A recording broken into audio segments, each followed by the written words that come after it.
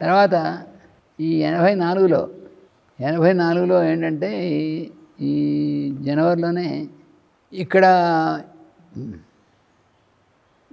విశాఖపట్నం నుంచి భద్రాచలం వెళ్ళే రూట్ ఉంది అడవుల్లోంచి.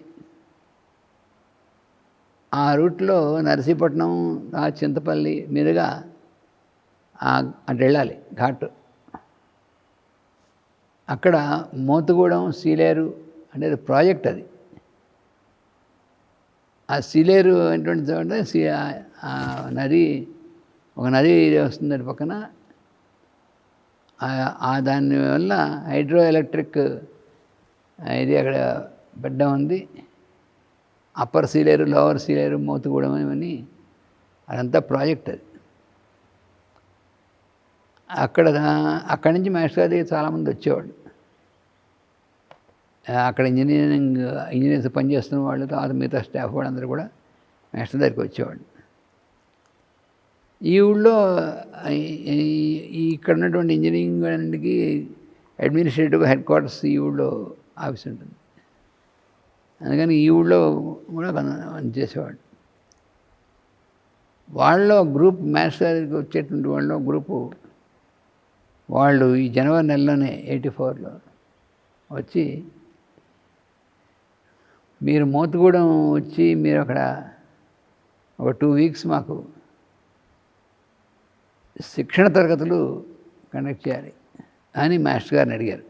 మాస్టర్ గారు ఏమన్నారంటే, చేద్దాం కానీ కొంత టైం, కొంతకాలం పడుతుంది, అంటే ఎప్పుడో చేద్దాం అంటే, అలా కాదు మీరు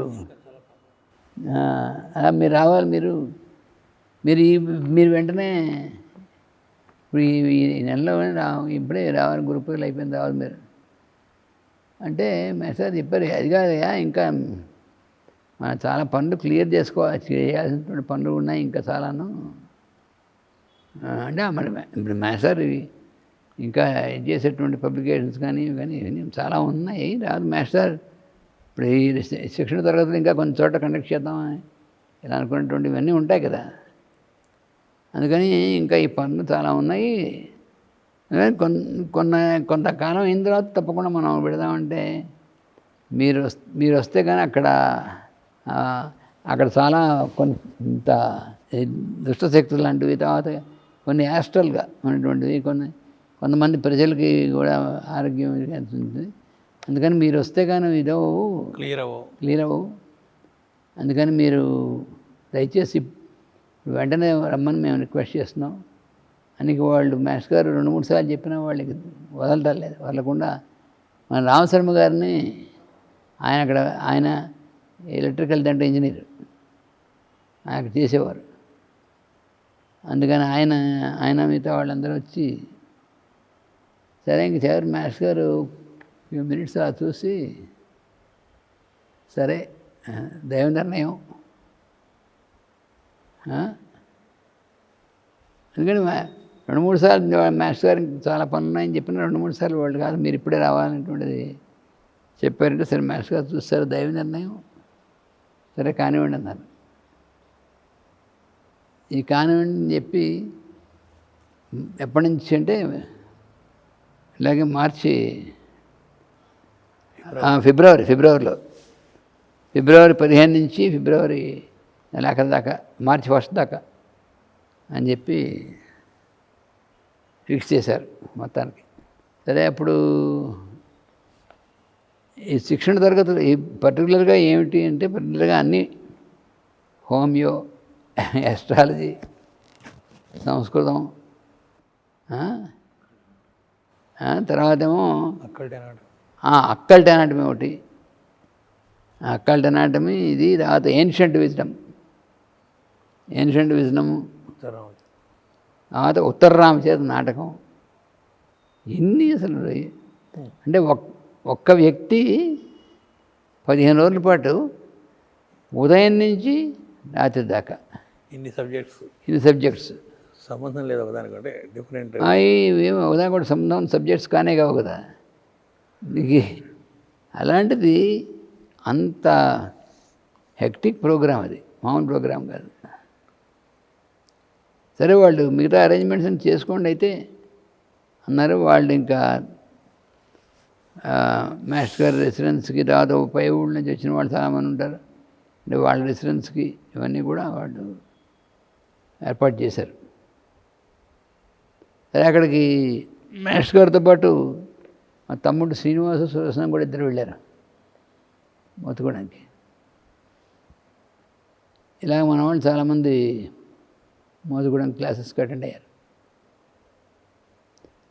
ఆ క్లాసెస్లో అలాగే రోజు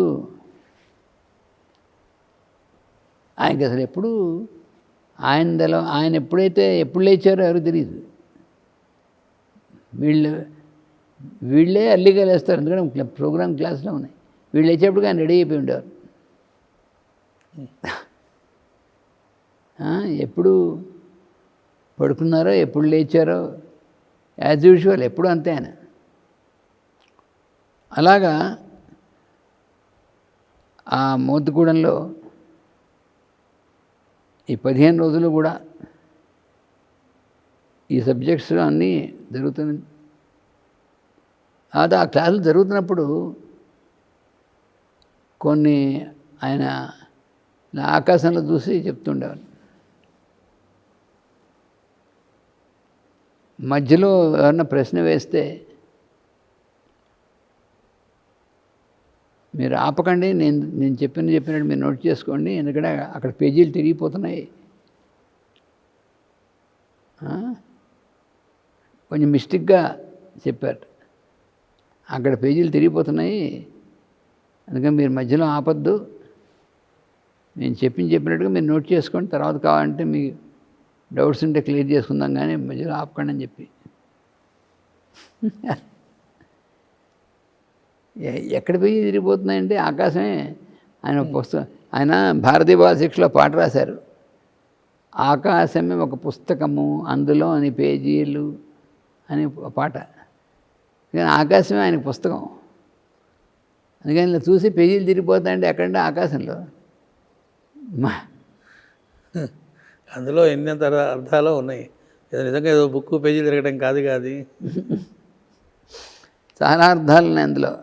అవి మనకు తర్వాత కానీ తెలియలేదు, ఆ అర్థాలు ఏమిటనేటువంటి తర్వాత కానీ తెలియలే. ఆయన చెప్పారట, ఇలాగా ఈ సబ్జెక్టు ఇలాగా అందరూ అక్కల్ట్ ఎనాటమీ ఇవన్నీ సబ్జెక్ట్, ఇలాగ ఈ సబ్జెక్ట్స్కి ఈ క్లాసెస్ అనేటువంటివి మీకు మళ్ళీ ఇలాగ రావడం ఏంటంటే కష్టం అవుతుంది, కానీ మీరు జాగ్రత్తగా జాగ్రత్తగా నోట్ చేసుకోండి చెప్పారు. అది ఇంకోటి ఏంటంటే క్లాసెస్ ఇంకా అవుతున్నాయి. ఈ మధ్యలో ఎక్కిరాల రామస్వామాచార్య గారు,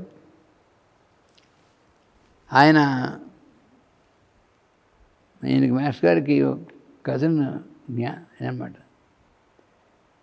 ఆయన కూడా ఎక్కిరాల వరకు మరి కానీ దగ్గర బంధుత్వం ఉంది. ఆయన చాలా మహానుభావుడు, మా తపస్సుకి సంపన్నుడు. సావనకోటలో ఉండేవారు. ఆ చుట్టుపక్కల గ్రామాల్లో చుట్టుపక్కల ప్రాంతాల్లో అందరికీ కూడా ఆయన బాగా తెలుసు. ఆయన అందరికీ హితం కోసం ఆయన తపస్సులాగా చేస్తుండేవారు. అంటే తపస్సులా అంటే ఆయన మామూలుగా తిరుగుతూ ఉండేవారు, మామూలుగా ఉండేవారు, తపస్సు చేస్తున్నట్టు కూడా ఎవరు తెలియదు, అలాంటి ఆయన అనమాట.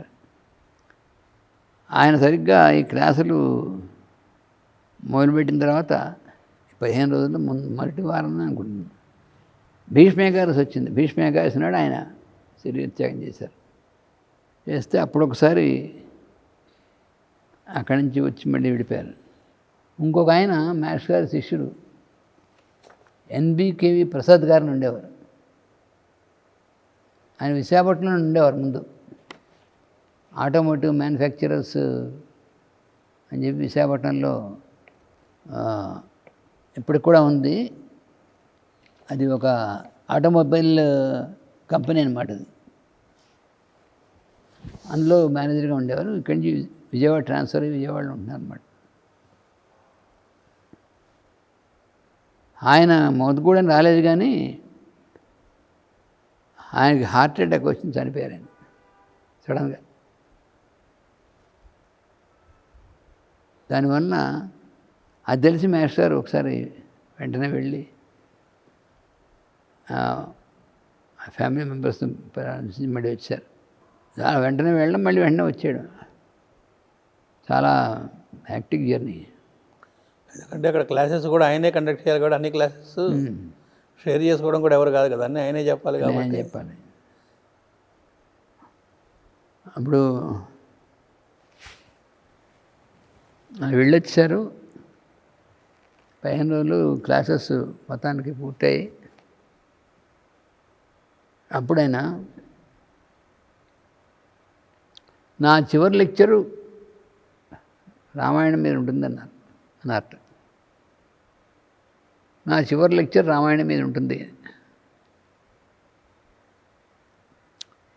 అంటే, చివరి లెక్చర్ అంటే ఆ ప్రోగ్రాము అంతా అయిపోయిన తర్వాత లాస్ట్ లెక్చర్ రామాయణం ఉంటుంది అర్థం మామూలుగా. అది 2-3 సార్లు అన్నారు నా చివరి లెక్చర్ రామాయణమే ఉంటుందని.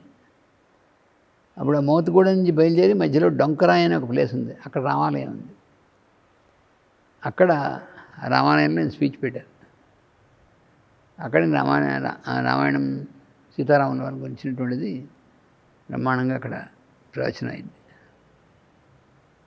కాబట్టి ఆయన చెప్పినటువంటిది లాస్ట్ లెక్చర్ రామాయణం అయింది, ప్రోగ్రాం పూర్తి అయిపోయింది అనేటువంటిది అనుకున్నారు.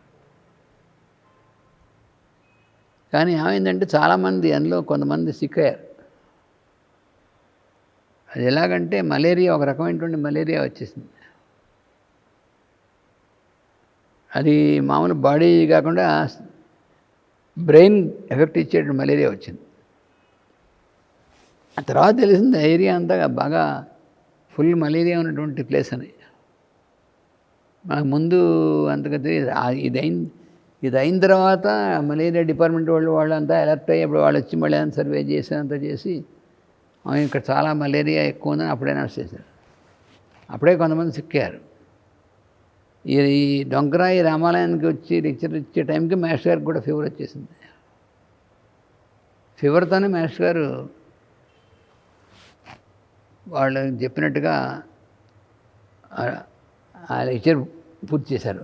తిరిగి వచ్చేప్పుడు చేసి ఇంటికి వచ్చారు. వస్తూనే చూస్తే చాలా ఫీవర్ ఉంది. నేను బుజ్జి చూసాం,